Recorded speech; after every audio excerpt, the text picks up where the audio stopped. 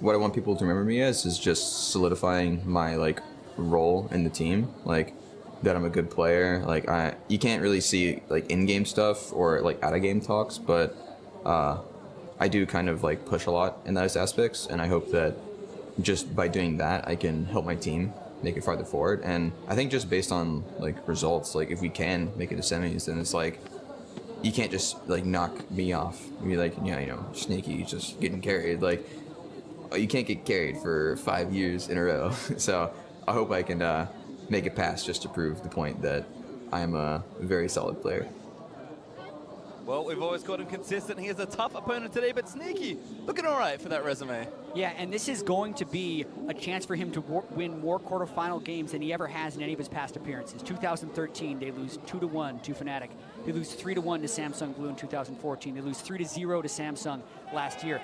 And to Sneaky, this is absolutely a time to prove himself. Again, the last North American team alive at the World Championship that C9 consistently does.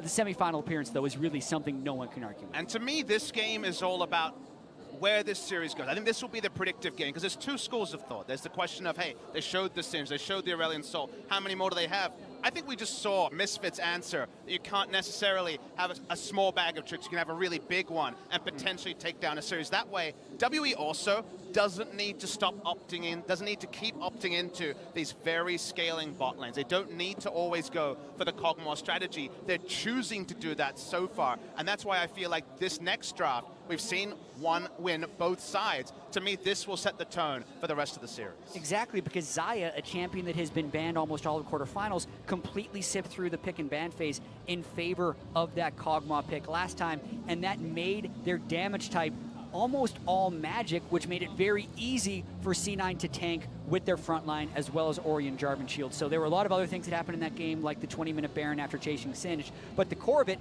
does kind of revolve around that Kog'Maw being such a high priority for Mystic. Certainly have to think so. It is insane to think that both of the AD carries on these teams did not opt for Xayah. Sneaky, a big proponent since it released. Mystic, I'm pretty sure it was the most first-pick champion for WE in the LPL summer, certainly in the latter stages of it. So WE haven't diverged too much from what we expect from them, but when they have, it's been surprising, I think. And it was also about the ban that went towards the top side, really forcing the magic damage. Top laner over-indexing on magic damage. They don't need to trap themselves in the same hole again. They will, however, put themselves on blue side, so blue side focus for the majority of this week, and certainly in this series. The immediate ban on Jensen's Orion. Get it out of here. That was such a pivotal pick in the way C9 played that entire game, playing through mid lane, getting jungle control, using that to deny Condi.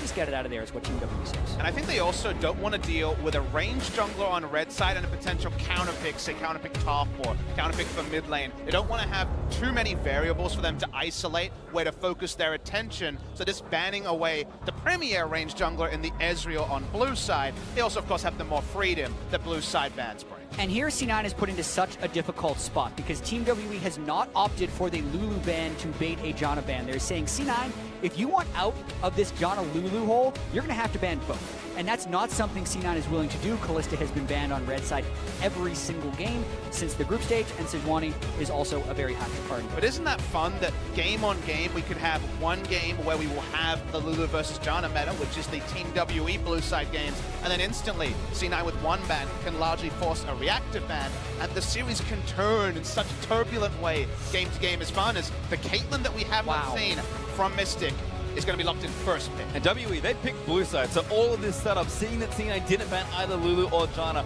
really gives us this. Team WE, we've seen so many ADs first pick. It's not Trist, Xayah was banned, but this time it's Caitlyn. I'm surprised by the Caitlyn pick, but it does show Team WE's hand right away. They're all behind Mystic, they're all behind being able to win that early game. And now the question is, does C9 match with Janna? And then something like Varus or Ashe, who I think are very good lanes against the Caitlyn. And I like the fact that you mentioned Janna because it was Janna Kate. It was the duo where you could get through the early game, just give a bit of extra AD, get over the hump, the nurse towards Caitlyn's Q did, win the lane as a Janna lane, and then have Janna for the late game. And that's why a Janna takeaway here would at least arrest that particular development. I think there was a lot of discussion there with Reaper and Sneaky in particular about what do they need to not get destroyed in that lane, because that is ultimately what crutches on the Caitlyn pick. Because Janna is a better late game team fighter than the Lulu. But Lulu shoves the lane better than Janna early. So essentially, I feel like that conversation was, with Janna plus X, can you deal with Caitlyn Lulu? Because that's exactly what Team W is going to lock in on the next side. No questions asked. And I think it'll be an extent thing, because I think on paper, no, but to what degree can you at least buy time? Is it the 9-minute turret instead of the 6-minute turret, the 15-minute turret? Maybe that's already the dream, given just how strong a pushing lane Caitlyn X is, but Caitlyn Lulu is certainly. And it's a very nuanced conversation because you also have to think about late game. We saw the Kog'Maw go into the Caitlyn, but we also didn't expect to see Caitlyn blind picks because there are other AD carries you can match it with in the long run.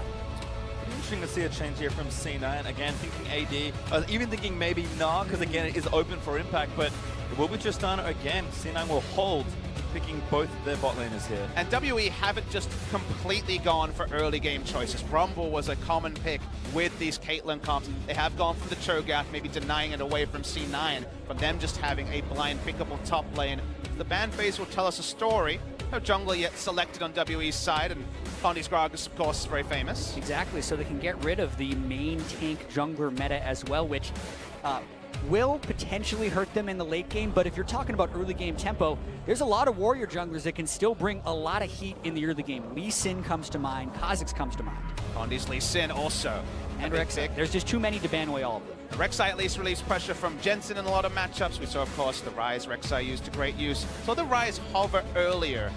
That's going to have to be a last pick, if anything, given that Ryze, outside of Korean teams, definitely been struggling recently. It impacts Shen.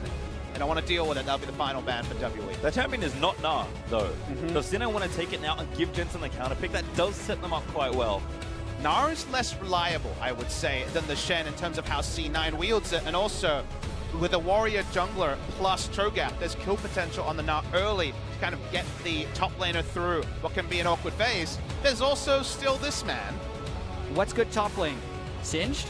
What else? Only Singed. All right, is the answer there for Impact. That's the famous Ray line from when they locked in Riven at Rift Rivals, but that is the trust that Reaper can put in his players. So both of these guys are fully on board of this Singed pick. It's into the Cho'Gath now. I think it's a much more difficult matchup. Cho'Gath can keep Singed in place with auto attack slows, and that's the Lee Sin we're expecting to see. There's also a potential kill lane if you can hit the Rupture. Oh, this is the other option. jungle? Yeah, that was the other option, right? Could be They pivot Maokai out. jungle too. Whoa.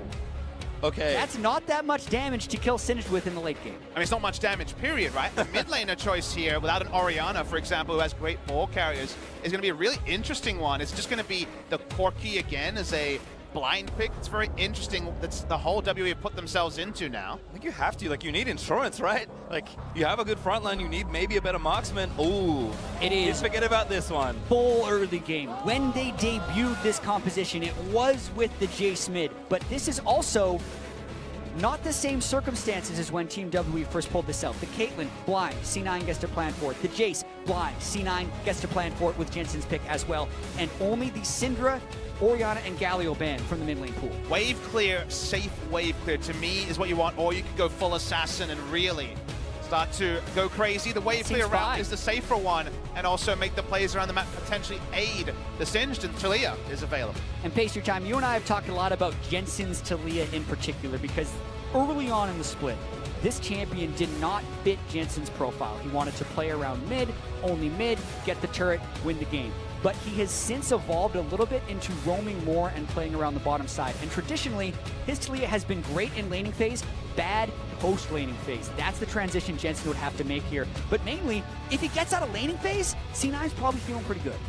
Certainly do agree there, Jensen. I mean, when he played Aurelion Sol, I was like, hey, he's never played this. That's really weird style-wise. My response was going to be, his Talia's not even that good. And I mentioned it might be a Maokai jungle. They do settle on Maokai jungle as the champion select starts to lower. Of course, has very strong gank potential from level 2. Yeah. They will go for the Cho'Gath, the better laning matchup by far against the Singed. But this jungle pick has been unreliable from the video I've seen. Yeah, so as far as jungle Maokai is concerned, he does have very reliable ganks early, but his clear speed is where he took the largest hits. So when Maokai was first buffed, he had a lot of base damage on his saplings. That was the main nerf for him, which pushed him almost exclusively towards the top lane role. So the early game will be very pivotal right here, whether or not Connie can get those first few kills, because he can't get a huge amount of gold just by hard farming the jungle. And you worry, because Maokai kind of needs to make the proactive move, otherwise we still will have Singe largely being able to run away. The pressure drafts from C9 have been consistent. They're going to try and make the same play style again. Yep,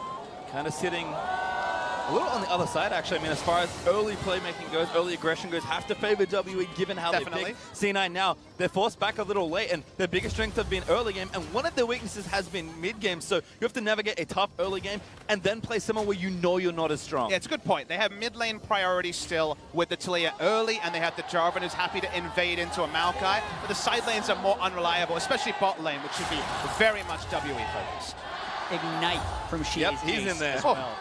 Everything is in that early game pressure. The flash twisted advance from Condi will be the gank of choice against what is a cleanse Jensen and a Singe top. And that's why I'm interested to see, does Contract's job change from being the primary early game ganker, the invading jungler, into maybe a bit more like we see from Blank, fighting for vision around mid, because if they can double control ward both sides of mid lane, it relieves so much pressure from Jensen when it comes to those twisted advance engages.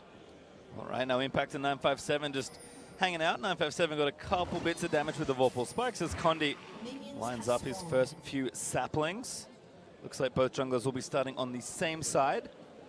And again, maybe trending towards that bottom lane as well. We haven't seen Contracts really play around his bottom lane at all, so we'll see if the shift in focus for either jungler becomes apparent in this game. I really want to see Condi's early jungling and how much he's practiced the sapling stack on Maokai. He needs to be able to get all three of them to bounce separately for the best possible pull.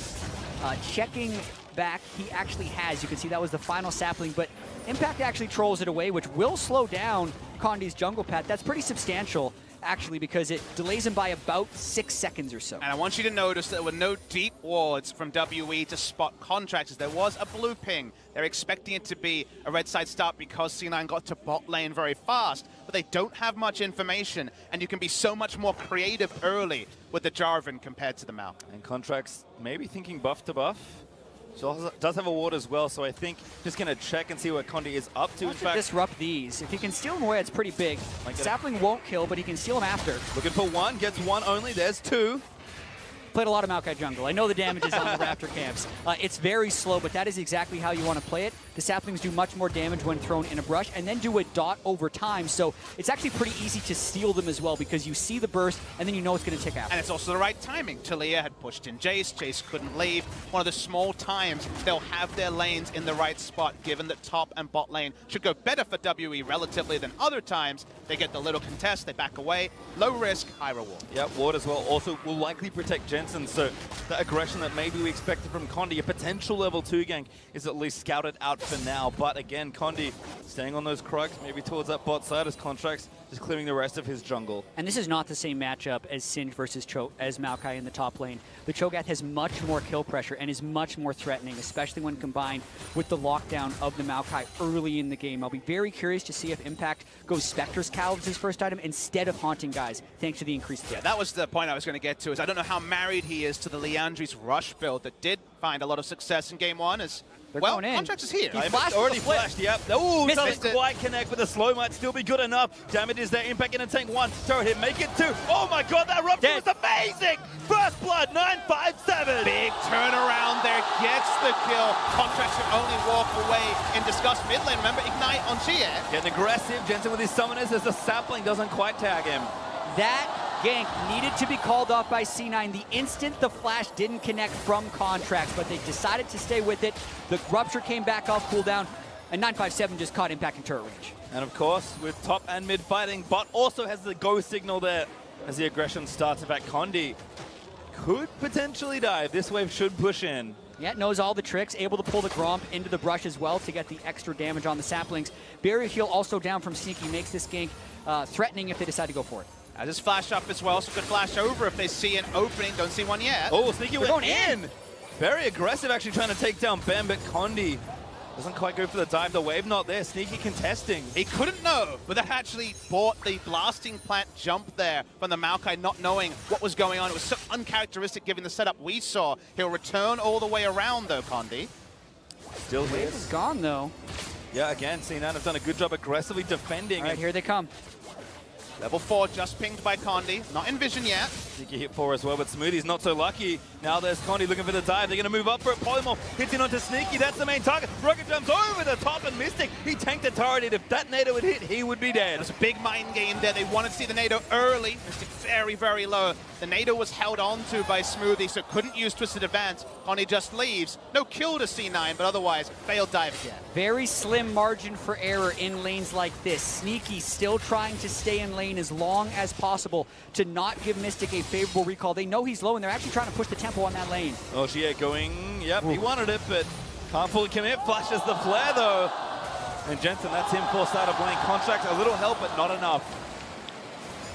Chinese crowd loves the aggression being shown by Jie. Thought about the flash Q, had the ignite as well. Cleanse up on Jensen, cleanse away the damage portion at least, but Jie knows he has to play on the front foot. Usually, remember, he's the one who also, like 957, is just kind of enduring, playing the wave clear, buying time for Mystic. He's probably still very much going to be involved in buying time, but in this time, it's buying time with just being a pressure valve in it. Well, C9 couldn't have known that Condi left the bot lane, but actually a good recoil timing here for them. Sneaky catches up a little bit in farm. Ben's going to pull the wave here. And again, make sure gold goes to Mystic. And they both got BF Sword on their own back, as well as being able to get a health potion onto Sneaky. So early laning phase-wise, that's about as well as it could have gone for C9, with their summoner spells also coming back up shortly. I basically nodded my head and said, yep, better than expected for what the lane looked like. Caitlyn, Lulu, and the early trades that were going very, very well. The side WE. Might be the tagline for the series at this state, but you can see Mystic as Caitlyn. 2 wins and a monstrous CSD at 10. And what the worrying thing would be for C9 here is actually the top lane not going to expectations for the Singed. He's pretty far behind the Cho'Gath, and you're going to have to deal with some stuff going down later, but Mystic has flash. He's got Thumbs, Contracts maybe going to try and outplay, doesn't quite read it, but the Tornado is good. Still, damage turned back in onto Smoothie, who gets Polymorphed and forced to flash away. Sneaky too low to try and keep fighting. And C9 overcommitting on 2 separate ganks, nearly getting themselves in trouble, which is interesting because the early game is so heavily in the favor of Team W, it's almost like C9 is trying too hard to prevent it from happening. Yeah, Talia made the first roam. She would have been there first, didn't use the weave as well. Now mid lane, she still has flash. Ooh, forcing a flash just from a bit of snow popped into the mid lane. Well, essentially, he needed to flash before the Singe cast his grounded effect. Otherwise, he would have been slowed enough to get hit by the seismic shove. So it's a respect flash, and it shows the threat of that gank. Grounded effects are so limited in League of Legends. It's only Cassiopeia that had it with the Miasma, but giving it to Singe ended up, alongside some other tweaks, being a really big buff. The Singe, you don't often see Singe forcing a reactive gank the moment he exits the Fog of War. Well, certainly C9.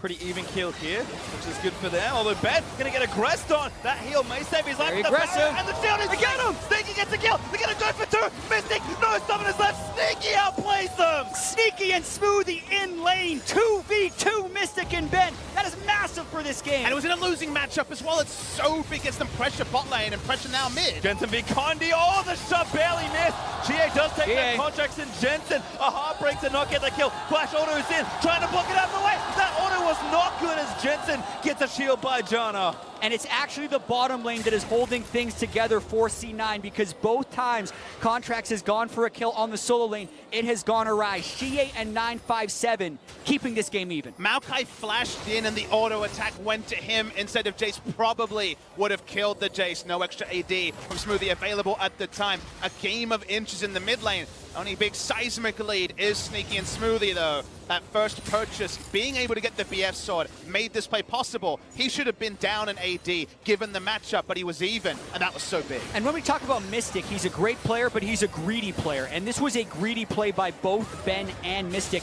They weren't even close to winning this 2v2. They just didn't expect C9 to have the aggressive move, just based on the assumption that Caitlyn and Lulu was unbeatable in lane. Big miscalculation. This is the replay also. The wall over. Remember, Gia's flash was used earlier.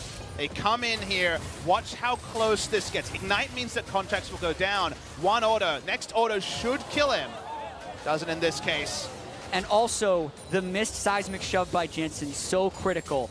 he was knocked up by Contract's EQ, which if he is just waiting for the EQ knockup would have made it free. Yep. But he wasn't on the same page of Contracts. He was placing the seismic shove for where Shie would have ran. Instead, he got interrupted by the knockup from Jarvan, didn't get the kill. Well, let's take a deep breath. We're 10 minutes in, and sure, top lane hasn't gone exactly as planned for C9. Remember that we entered this game with the expectations from the draft. WE are early game focused. Get that big lead, get the bot lane turret. Getting the bot lane turret looks damn hard given they lost 2v2. The turret being up at 9 minutes wasn't a guarantee. It's going to be up, it seems like, as long as C9 damn plays, barring a big TP gank bottom. With the scaling advantage, C9's equal in goal. And C9 might actually be going for a play here, teleporting in with Impact. The question is, are they forcing too hard? Because they're committing maybe even 5 if Jensen comes down as well. They are more than going for a play. TP in from 957. Could call it off. Jensen coming down, 957, running interference, gonna get knocked back in. Sneaky taking through the turrets, but Jensen, huge shove there. Sneaky now gonna jump it up to 957, and that isn't bad enough. Jensen barely gets the kill. Monsoon from Smoothie, trying to reset the situation. Contract dunks Ben and forces his flash, but Condi a little too low, getting the charge down as Impact will get that one. Sneaky still low, Mystic weaving auto attacks in towards him, but they just walk away. And the slow play actually works out very well for C9 as they're able to get Jensen shoving 957 back over the wall and had 5 people there slightly sooner. It didn't end up being a turret dive at all. It just ended up being kind of an awkward fight in the jungle. It doesn't need to be a turret dive because they got 2 kills. They push in the minion wave. Talia will push in the mid lane minion wave as well. They win in more places than necessarily taking down the turret. Remember, this is off script. WE want to be making this same play around the enemy turret bot lane. It looked like an overforce, but they never actually take turret aggro. They turn on to 957, and they almost burst him down instantly. And it looked a little dangerous as well with Contracts going right into a giant Cho'Gath, but the Cho'Gath never had Beast for that play as well. A beautiful ultimate by Smoothie, also forcing flashes at the end of it by Contracts, and they just run down Condu, who they already know is flashless. 2 flings, 2 kills because they were out of the turret. They did not tank it before they needed to. Remarkable restraint for C9, who still are doing the opposite of what you would expect. Full dive on Jensen. Yep, oh, 1v3 right now. Condu's gonna try and save him. That's not nearly enough. 2 can play the game of playing around mid lane and sending a 3-man dive. That was a vintage C9 move in the regular season. Jensen with no flash is punished, but C9 now trying to collapse as well on the mid lane. Just think about, I'll hold the point. Untented here for Triss. Tornado, not enough. Smoothie flashes in. Actually, maybe gets a little bit now. Condi, he's dead. Dead yet. No flash, no chance. Sneaky. Jungle Maokai is a low-income version of Maokai, and Condi is far behind the curve right now. His farm was somewhat disrupted in the early game, but unable to pick up too many kills or assists makes him very squishy right now. And one thing I want people to take away is the play WE made wins in every way if bot lane had actually been the early turret going down, because this in draft phase should not, according to the calculations of WE, been Sneaky and Smoothie on Justana Janna, rotating mid first, actually being able to cut off Caitlyn Lulu. Caitlyn Lulu should win the lane, push down the turret, force C9 under a turret basically, and then roam first. But the bot lane winning makes WE's play so much less reliable. Mystic is level 7 right now. They are so far behind and also lose the scaling. First turret going down gives C9 a big early game lead. Smoothie also experienced lead and a sensor lead. Okay. Good, all right. Also, she is level 11 against Jensen. This game defying expectations. Mystic flashed already, but Contract's there with a dunk. 3v3 though, but Mystic still trying to make it happen. Sneaky gets wounded, but Janna, I think it's a little too much. Sneaky goes in with a rocket jump as Contracts collects credit. She is roaming down from the mid lane. C9 has to get out of here and fast. Well, John and Passive gonna have to kick into high gear. Shie gonna try and make one snipe happen. Sneaky, no ulti, does have flash. Dodges the first shock plus. Keep running though, Condi. He's gonna try and take you down. Rocket jumps out of the way. Monster from Janna. Tornado. Shie goes down to Sneaky. Condi's gonna go down as well. And Ben, my goodness, Smoothie outplayed the hell out of that. Smoothie played so smart, kept onto the ult. It's reapplying Ardent Sensor onto Jarvan and Tristana the entire time. Baited and outsmarted by C9. And Sneaky is having the game of his career right now. In the quarterfinals, 5 kills through 14 minutes. He had 1 kill the entire series last year in the quarterfinals. And Sneaky and Smoothie, as you mentioned, outplayed the hell out of Shie right there. Thank goodness we ran the video right before this game. Perfectly on script. As 5 kills Sneaky barreling towards the second item. So this is what a very early Ghostblade rush will do. Jie one rotations with all his spells, and goodbye in the mid lane. But the bot lane was where they had the similar advantage. Polymorph gets a lot of damage dropped. Remember that the Maokai basically does nothing. No damage, not that tanky, only level 7. Sneaky's like, cool, gets the reset on his rocket jump, keeps going. This is where most people think it would change, but watch Smoothie. Dodge the shock blast, and then also to the skies is what Xie flashes for, but he doesn't get it because of the tornado, the second disengage from Smoothie. Once he goes down, it's all too easy for Sneaky to finish off more. And there's the second turret about as quickly as the first C9 collect the maximum after that play, and they are 5,000 gold ahead, but this time it is through their bot lane. It is not a question you have had to ask about WE often. What do they look like when their mid laner is ahead and their bot lane is massively behind? Usually Mystic is everything they invest into. This time Xie needs to be the important carry for WE. And also, when Mystic is behind in the bottom lane, they have the scaling advantage. They've played a Twitch or a Kog'Maw, and then they can group around that. Much harder to do with the Caitlyn, who is yet to complete an Infinity Edge, when Sneaky is sitting on IE Zeal. First turret's going to be pretty free. Rift Herald also available for contracts who took it. The C9 fell the outer ring at 16 minutes. This is just such a game that defies expectations.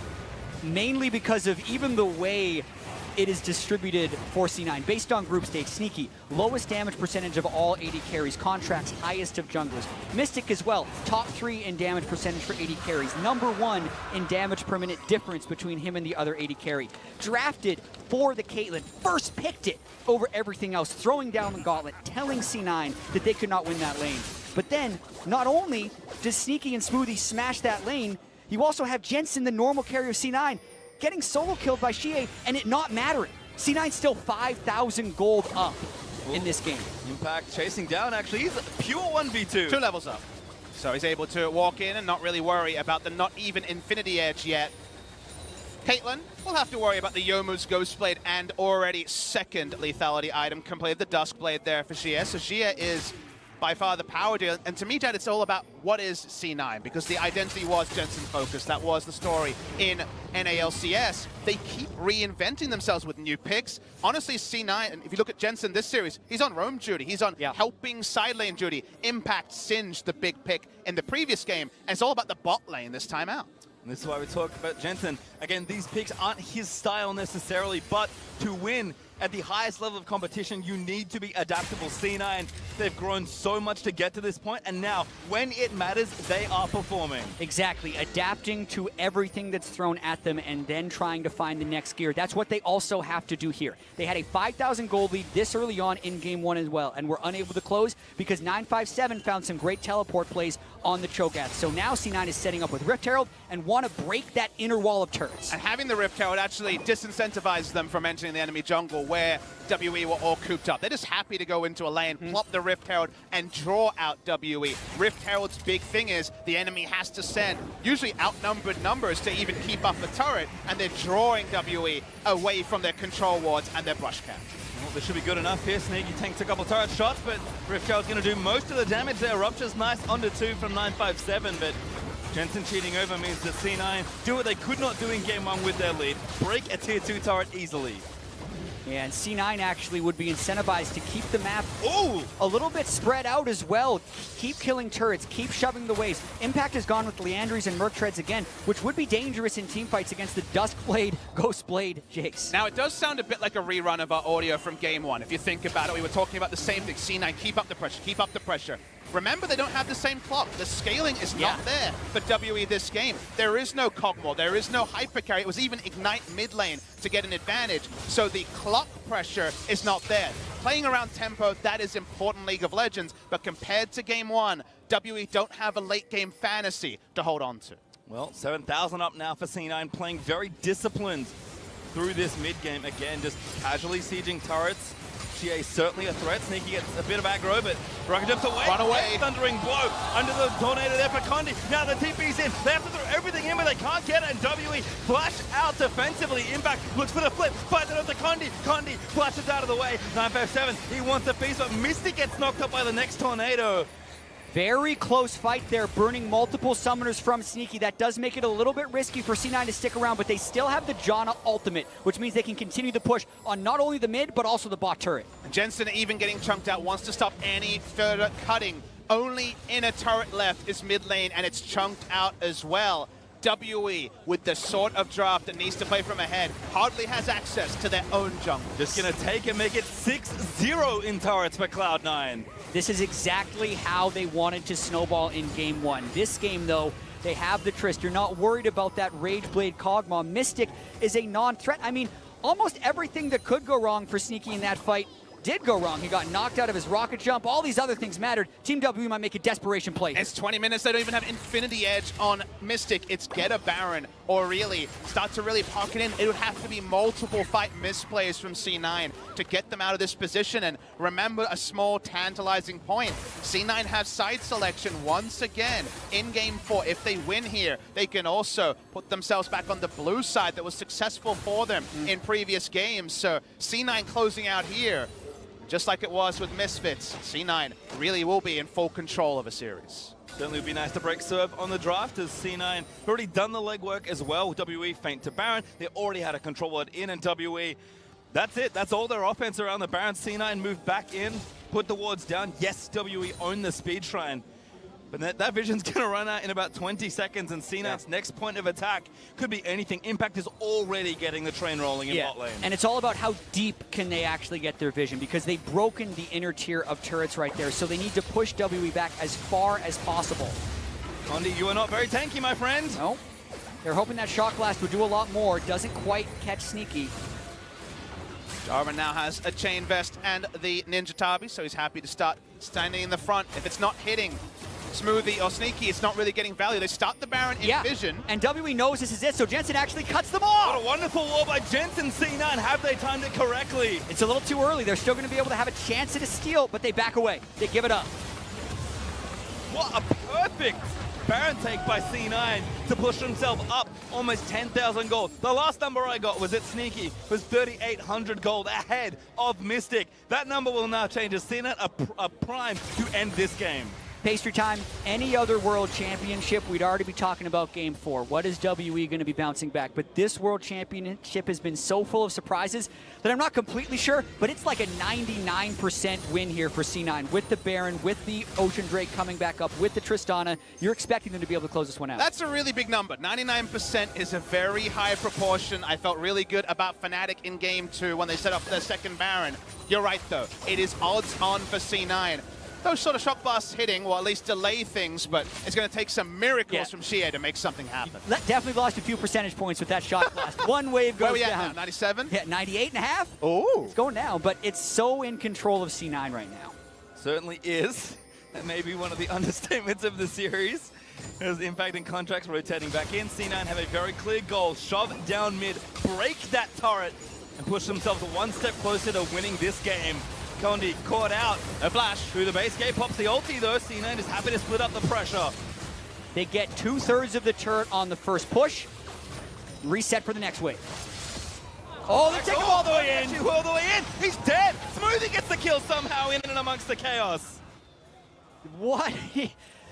This has been a terrible game for Condi, right? He's gotten pitched down on his jungle pool. They don't give him a Lee Sin, and we mentioned how important it was going to be for him to find success early. It just has not been. He had so many options, but went for Maokai jungle of all things. They rolled the dice and then some. I think they could have gone early game and not commit. Could have been his famous Lee Sin. They went for the Maokai. It has not worked. And that inhibitor's dead. C9 just waltz on through. Jensen already prepped the next wave. Baron's still up for 2 minutes, sorry, as Impact zoning away Cho'Gath as C9 take a second inhibitor.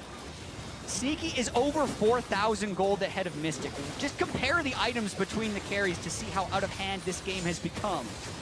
They might look to push for the win with the Baroned up wave in the mid lane. Even in a 5v5. so hard. 24 minutes in, they're going to try and end. Here comes Mystic once again. Still no IE, just a crit close. Yeah, you'd think that C9's being a little bit too greedy here. Should probably just back away and go get the third wave, but they're riding that wave of confidence right now. Maybe that Shock Blast will determine enough. Sneaky again, if he can hit some minions with a shield on him, it's going to heal up real quick. TP back in from Impact. C9 going to try and end the game. Hard to get the waves all the way in at the right time. Ground on Impact, looks for the flip, flashes in, forces the wild growth. Turret 1 dead.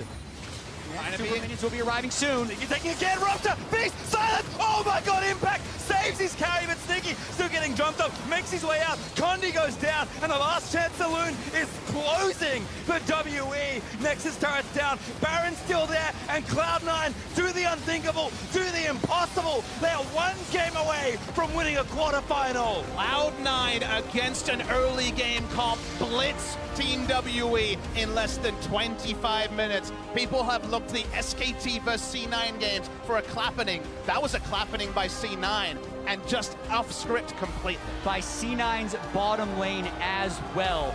3-3 in the group stage against the 5-1 Team WE, but now up 2-1 in this series. Previous quarterfinals, this is the 4th time C9 has been in a Worlds quarterfinal. Never have they won more than one game. They are all smiles right now. Momentum clearly on their side. And to me, it's all about the support staff at this moment for both sides. For the side of WE, they've been in these holes before. They've come back in series before. They'll need to try and steady. They will not have side selection, remember, for the next game, but Rebird and co. also on the side of C9 need to make sure that the team hasn't already spent this great feeling you have. We've almost done it. We're basically 1 foot in the door.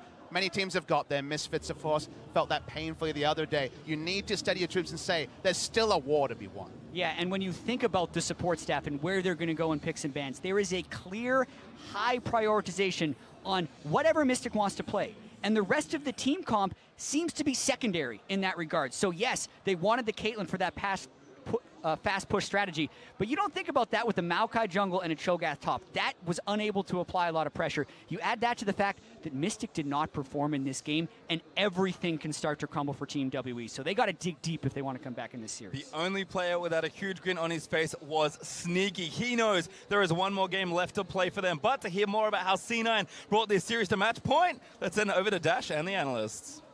Thank you very much, Pastry Time. It's not over yet, but our first lopsided match, or rather game of this series, goes in favor of Cloud9 now at 2-1 over Team WE. We got to keep looking at this draft because it feels superbly relevant to the results of these games. I'm just going to call it a trash draft. I really hate the Cho'Gath and the Maokai flex pick. As soon as they see the reveal again of like the Singe and the Jarvan, they're just like, it's fine, we'll slot Maokai into the jungle. No, that is not an option here, and they frankly just got blitzed from minute 1.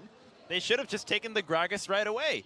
You had the opportunity to make your composition safe and sound, but instead they choose to say, we like the Cho for 957. I think we're going to be just fine. We're going to survive the early game like game 1, live through it, and against all odds, the bottom lane of Cloud9 just obliterates. I think the jungler was the least of the issues this time around here. Ooh.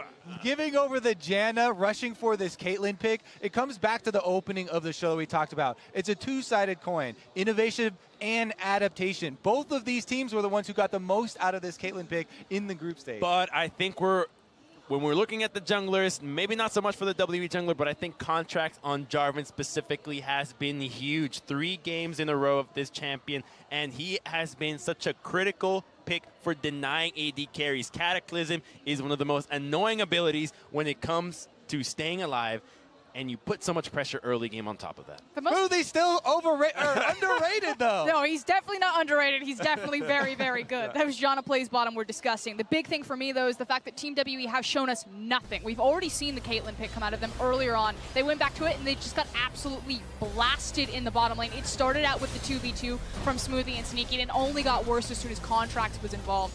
But that's it. We've seen the same old Kog'Maw comp. We've seen the Caitlyn composition. Where is the adaptation? Where is the innovation? They are going like 2 steps back. And in reference to that play, I mean, the casters called it out. The early game composition, the onus was on Team WE, and here's Cloud9 in the bottom lane winning a straight-up 2v2. I actually think this is an entire tournament trend. Look at every quarterfinals. The number 1 seed has always been complacent when it comes to the meta. They have never brought out anything new, whereas the number 2 seeds are always pushing the tempo. Samsung, Fnatic, Misfits are always making the number 1 team bend to their will. Now Cloud9 have something new to prove, and it seems like the number 2 seeds just want it more. Now you get out to an early advantage like that in the bot lane, it makes the resulting team fights that much easier. Not just 2 minutes later, C9 with a 5-man dive in the bot lane coming up big here in the team fight. It's also a super questionable teleport. Why TP to the ward instead of the tower here? It just puts 957 in a really awkward situation.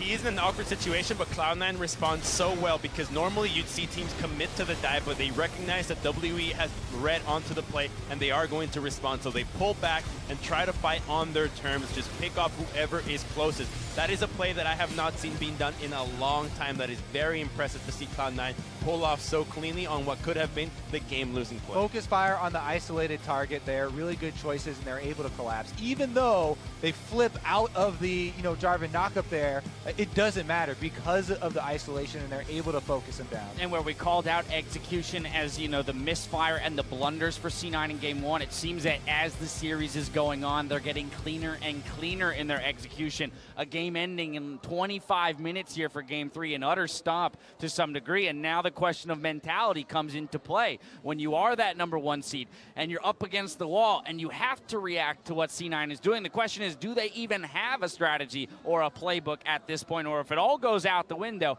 and at that point, what do you rely on? It's also the fact that Team WE, I don't think they've ever reverse sweep or come back from a deficit in a best of 5. This is still a very inexperienced squad. Yes, they've been rebuilding for 2 years now, but this is their first appearance on a world stage. MSI was their first ever appearance on an international event. 957 is the guy that you need to look to. He's the oldest one on the team. He's considered kind of the mother figure, so he needs to ground them right now, because otherwise it's a bunch of rookies. We're flip-flopping sides again. C9 back over to blue, 4-game point. What are we talking about in terms of Team WE striking back on the red side? I actually think WE has to change their entire game plan for draft, but I don't think it's in them. This team has clearly skewed their priorities all tournament long with the AD carry. Picking Maokai jungle at this stage in the game, you're gone mad. I don't think WE have it, and Cloud9 is going to take it. I agree. I actually think WE are done. What? That was their chance to show innovation. Flip-flopper? No. What is this?